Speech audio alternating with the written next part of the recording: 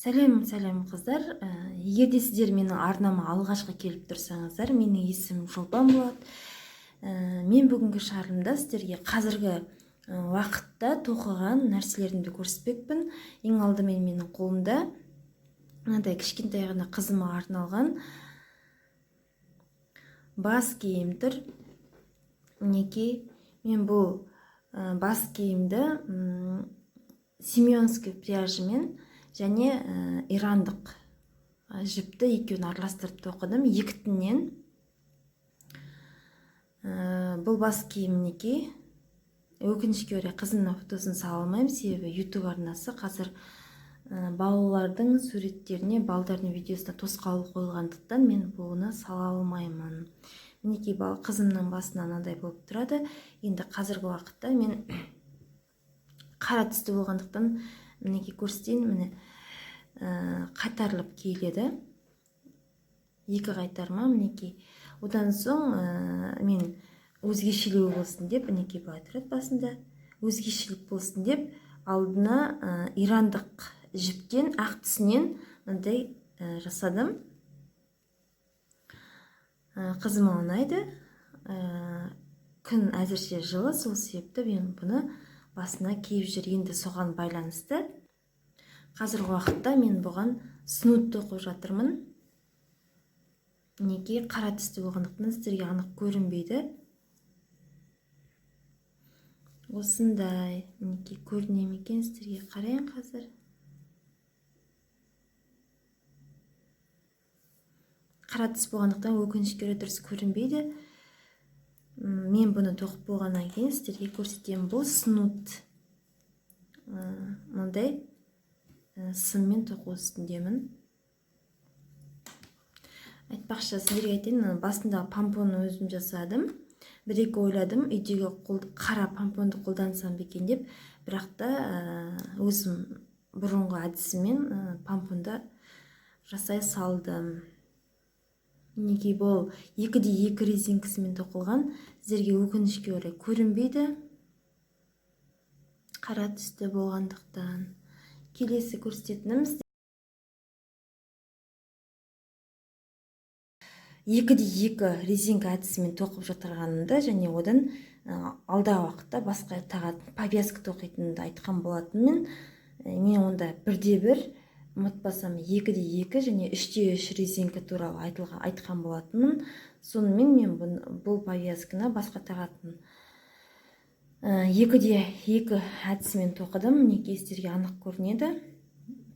Қараңыздар, мұнда көрінбейді, қара түсті болғандықтан. Мұнда кәдімгідей көрінеді, басқа түсті болғандықтан. 2x2 резинкасымен тоқыдым. Үлкен қызымның өтінішімен мінекей.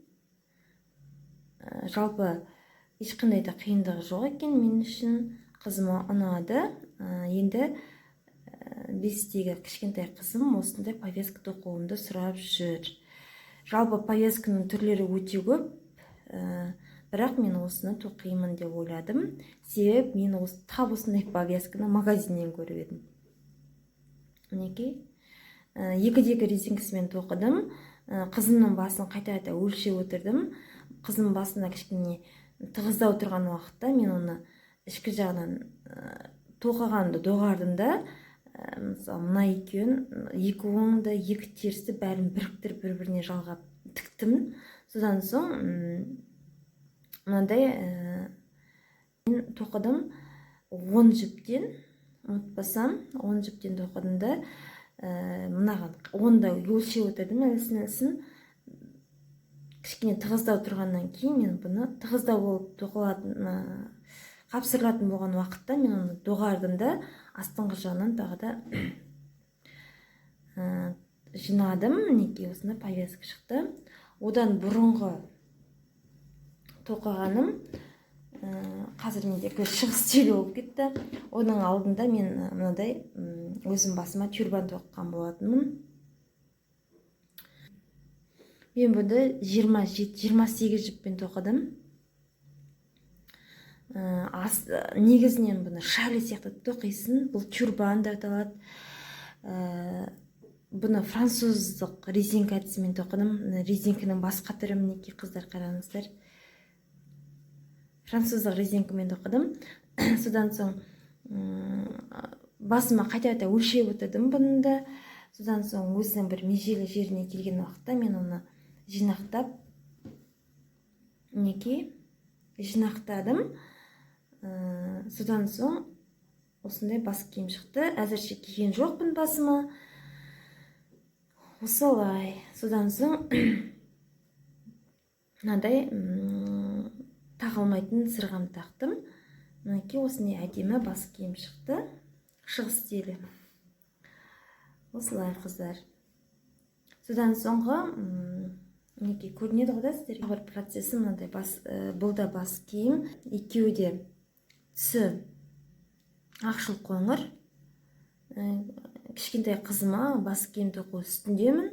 Себебі ол қазір бұрынғы былтырғы тоққан бас киіммен сынып киіп жүр. Сол себепті мен оған осындай бас киім тоқу үстіндемін.